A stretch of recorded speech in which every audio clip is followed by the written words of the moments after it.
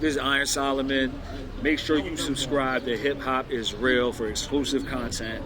Tune in, help them monetize, documenting the culture. Come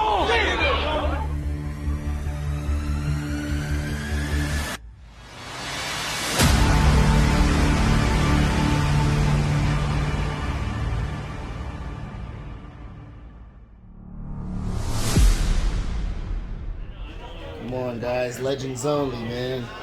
Yes, sir. We got to track this guy down. We're like a Yugoslavia right now. Facts, you know what I mean? but super, super salute to you, man. Super salute to No Bars.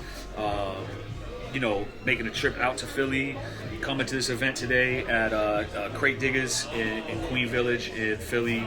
Dope event with top shelf premium. We got the Fun Gus in the house. Shout out to my man DJ Brown right over there. This is mood enhancing beverages, this is super cultural vibes at this event. I'm outside. I'm just not always on camera when I am, but super love and respect to you for making the trip and being so committed to the culture. And that's some. I know we're gonna get into some business talk and stuff like that. Yeah. That type of legwork is something that people, sweat equity investment that people are getting returns on that goes on behind the scenes. Like you might see a clip posted online, but you don't see the bus ride and the Uber and you know what I'm saying? I've been through all of that, and anybody that has anything of value been through all that to build it. So we got to give the benefit of the doubt to people who are reaping the rewards of hard work to assume that there's hard work we don't know about. You know what I mean? So even this video clip here took hard work and coordination, and I just salute and respect that and appreciate you, because I know it's obviously we're looking for monetary gain at some point ideally, but you don't do stuff like that if you don't have passion for your craft and your culture, and I appreciate salute that. Man, I appreciate that. That's how you got me lost for words and things like that. But that also goes into, we can get right into it, working hard and then reaping the benefits of your hard work and knowing your worth. Yeah. Things like that. I think you can speak of that. You're very comfortable without battle rapping. You're not like you're begging these leagues to battle to book you or anything like that. Yeah. At what point in your career did you realize, all right, battle rap is very cool, but this is not my only pot, and if I stay here, it's Yeah. Well, I come from an era where I didn't aspire to be a battle rapper, right? It's different from now where, is the audio cool? I don't mind going outside. Yeah, we can go. Yeah. We're going outside, guys. Appreciate you, bro. Outside. So now, yes, as you were saying, when did you realize, your worth and things like that? Yeah, I mean, to be honest, like I said, right, I come from an era that's not peaceful. Good to see your voice. I didn't aspire to be a battle rapper, right? I aspired to be an artist. Like I was playing guitar and thought I was gonna be Slash from Guns N' Roses, before I wanted to be an MC. Like it was just a given to me that I was gonna do music in a multifaceted way. And even at the same time, I was drawing comic books. And when I really fully fell in love with hip hop as the core of my creative universe and my expression, because it's where all that stuff blends, right? Hip hop culture, which emanates from roots in African culture, of collage culture, and cohesive dissonance, beautiful dissonance. When that became my shit, it was always multifaceted, right? So I wasn't ever aspiring to be a battle rapper. It's just that became the thing in my creative expression that I was most famous for. And I was selling weed and throwing parties. Everything. You know what I'm saying? Yeah, I was always on some New York hustler shit since high school.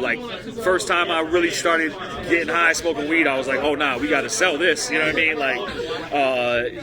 First time I seen people organizing parties, throwing parties, I was doing that too. So I always had a multifaceted hustle.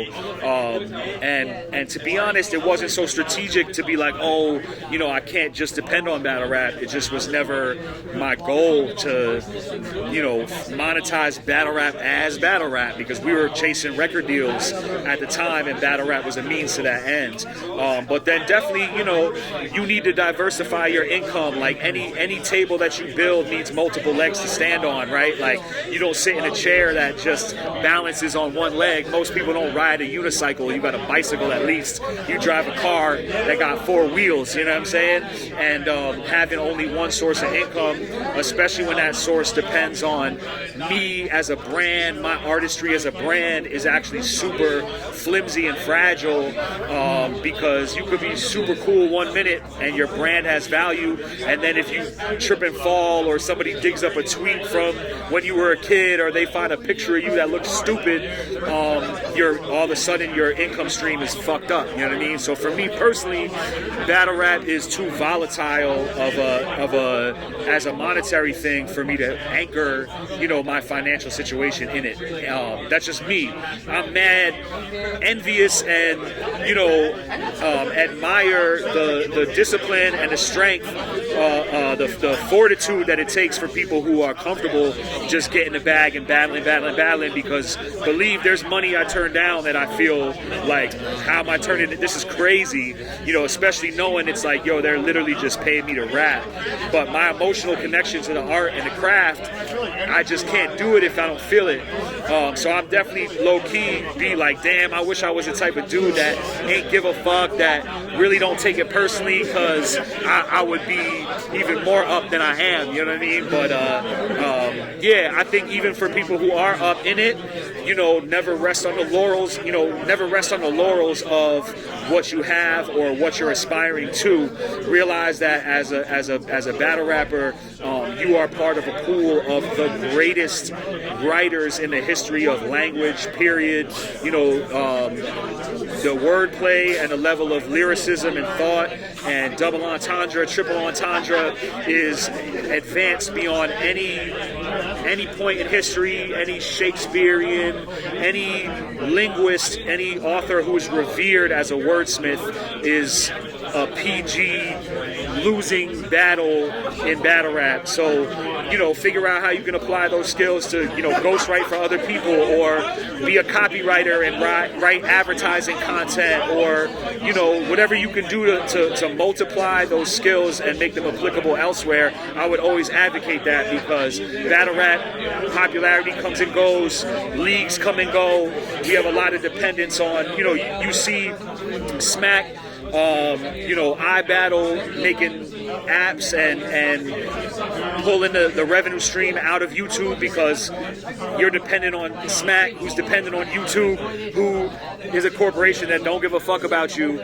So like anything you can do to add more legs to the table so it's sturdy, so if somebody kicks out one of them legs and YouTube changes their monetization policy, or, you know, URL's relationship with caffeine goes away, or whatever it is that you don't control to make your financial situation more stable and less volatile, is good, you know what I'm saying? And I also think that, you know, it's beautiful how much bread there is in battle rap, like not just for the MCs but also for the media platforms. Like, it's a whole industry, but I think the downside of it is that culturally, you know, people make financial decisions instead of making you know, art-based decisions, which is what it is. Like, I'm not even shitting on that. It's just like you know, people take battles for bread that they don't feel that way about, and you get, I don't really feel that way about it, lyrics as a result of it. So for me, I'm more invested in what I put out as a human being. What I put out as an artist is mad personal to me,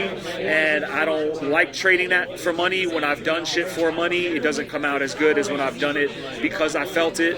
And so that's just me, you know what I'm saying? That's just me. Long-winded answer. Long-winded answer, gang, you know what I'm saying? Follow me on Instagram and Twitter at Iron Solomon.